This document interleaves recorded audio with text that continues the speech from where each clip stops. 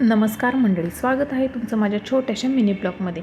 तर दिवसाची सुरुवात क्लिनिंगपासून केली आणि बेडरूम स्वच्छ करून क्लीन करून घेतलं आणि अजून बाकी सर्व काही कामे आहेत. पण तरी पण अगोदर घर स्वच्छ झालं म्हणजे सकाळी सकाळी खूप फ्रेश वाटतं. देवपूजा हे व्यवस्थित करता येतं किंवा एक मनाला शांती मिळते.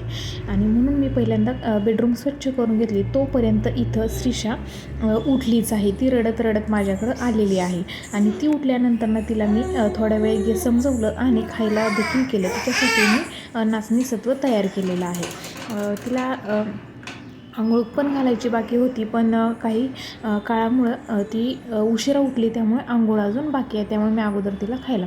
तर इथं मी देव आहेत ना वरती पूजले होते, ते मला देव आता खाली मंदिरामध्ये पूजायचे होते. तर बाकी सगळं काही कावरून झालं आणि शेवट फरशीसुद्धा पुसून घेतली आणि फरशीसुद्धा पुसून घेतली. त्यानंतर आमच्या घरी येणार होते जेवण्यासाठी, तर मी त्यासाठी स्वयंपाक देखील करून घेतला. मटकीची ते काम करता करता इकडं स्वयंपाक पण चालू होता. मटकीची भाजी केली, मस्त अशी गरगरीत मटकीची भाजी. इकडं भात लावला होता श्रीषासाठी, पण त्यामध्ये बटाटा उकडण्यासाठी टाकला होता. ते आल्यानंतर लगेच मी गरम गरम भाकरी देखील करायला घेतली. भाकरी करून झाल्यानंतर मस्त अशी आम्ही भाकरी करून घेतली आणि श्रीषाचं चाललं होतं इथं खेळणं.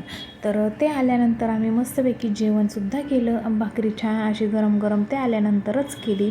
श्रीषा इथं मला काहीच करू देत नव्हती. तर ते आल्यानंतर आम्ही भाकरी देखील जेवण देखील केलं आणि श्रीषा इथं खेळत होती. ताटं ओढायचे असतं ते तिला. मस्त असं जेवण केलं आणि आळूची वडीसुद्धा केली होती. तर माझा छोटासा मिनी ब्लॉग कसा वाटला ते नक्की कमेंट करून सांगा. चलो बाय.